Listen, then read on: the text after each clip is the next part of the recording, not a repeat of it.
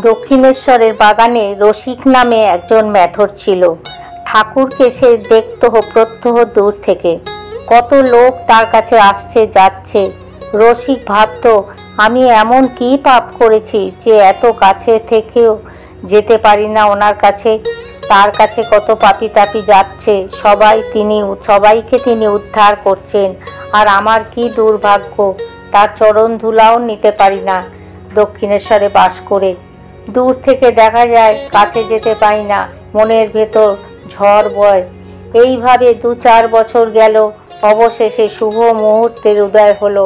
রামলাল দাঁড়িয়ে আছে, ঠাকুর শৌচে গেছেন, এখনই ফিরবেন। গাছের আড়ালে দাঁড়িয়ে রসিক ভাবছে, আজ ভাগ্যে যা থাকে আর সহ্য করতে পারছি না। নহবতখানার এদিকে আসতে ঠাকুরের পা দুখানি জড়িয়ে ধরে বললে, আমার কি হবে? কথাটা এইভাবে বলতে ঠাকুর চমকে উঠেছেন, তারপর সমাধি। এমন করে বহুক্ষণ কেটে গেল। রসিক চোখের জলে পা ধোয়াচ্ছে। প্রাণের ভেতর থেকে তার সমস্ত গ্লানি, সমস্ত জ্বালা ধুয়ে যাচ্ছে। সমাধি থেকে নেমে এসে ঠাকুর তার মাথায় হাত দিয়ে বলল, তোর সব হবে।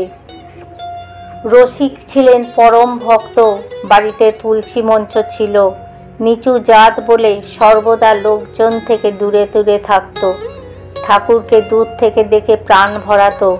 ঠাকুর ঝাউতলার দিকে যখন যেতেন, তার পায়ের দাগে দাগে মাথা ঘষে ঘষে অনুসরণ করত। ঠাকুর তাকে এইভাবে মাথা ঘষতে দেখে একদিন তার দিকে তাকালেন। রসিক বললেন, বাবা, আমার কি কিছু হবে না? ঠাকুর বললেন, হবে বই কি, এত ভক্ত এখানে আসে, তুই তাদের কত সেবা করছিস। ঠাকুরের শরীর যাওয়ার পর রসিক মুষড়ে পড়ল। তার শরীর ক্রমশ ভেঙে যেতে লাগলো, আর কাজকর্ম করতে পারে না।